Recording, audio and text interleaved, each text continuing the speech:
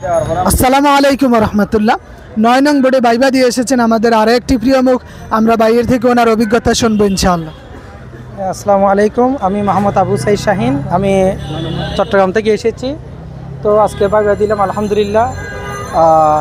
বিশেষ করে আমাকে যে প্রশ্নগুলো করা হয়েছিল ওই তফসিরের কয়েকটি কিতাবের নাম, এই তফসিরে বাইজাবি, তফসিরে কাশাফ, এগুলা। তারপরে বাংলা কয়েকটা তফসিরের নাম বলার জন্য বলা হয়েছে, বাংলা কয়েকটা তফসিরের নাম। তো এরপরে আমাকে জিজ্ঞেস করা হয়েছে আপনি সাবজেক্ট রিলেটেড বলতে কোরআন এন্ড স্টাডিজ নিয়ে পড়েছি, সেই জন্য জিজ্ঞেস করছে যে কি কোরআনের পরিচিতি কী। তো আমি জাস্ট বললাম যে কোরআনের শাব্দিক ও পারিভাষিক অর্থ, এটা বললাম, এতটুকু।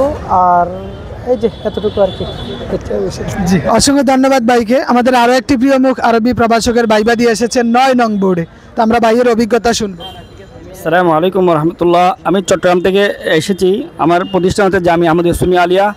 আমি বোর্ডে ঢোকার পরে আমাকে জিজ্ঞেস করতেছে যে আপনি কয় নম্বর ওই কোন সাবজেক্টে পড়ালেখা করেছেন। আমি বলি আল হাদিস অ্যান্ড ইসলামিক স্টাডিজ।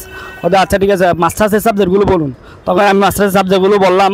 এরপর আমাকে জিজ্ঞেস করছে যে আপনি একটা হাদিস বলুন। তখন আমি হযরত ওমর রাদিয়াল্লাহু তাআলা আনহু যে হাদিসটা আছে, প্রথমে ইন্নামাল আমালু বিন্নিয়াতি ওয়া ইন্নামা লিকুল্লি ইমরিইন মা নাওয়া, এটা বললাম। এটা হযরত ওমর রাদিয়াল্লাহু তাআলা জীবন জিজ্ঞেস করলো আমার থেকে, আল্লাহ রসুলের সাথে হযরত ওমর রাদিয়াল্লাহু জীবন সম্পর্কটা কী।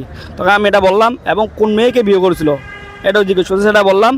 এবং এটা বলা হয়তো ঠিক আছে, আপনি আসতে পারেন। অসংখ্য ধন্যবাদ ভাইদের ওনাদের অভিজ্ঞতা আমাদের সাথে শেয়ার করার জন্য।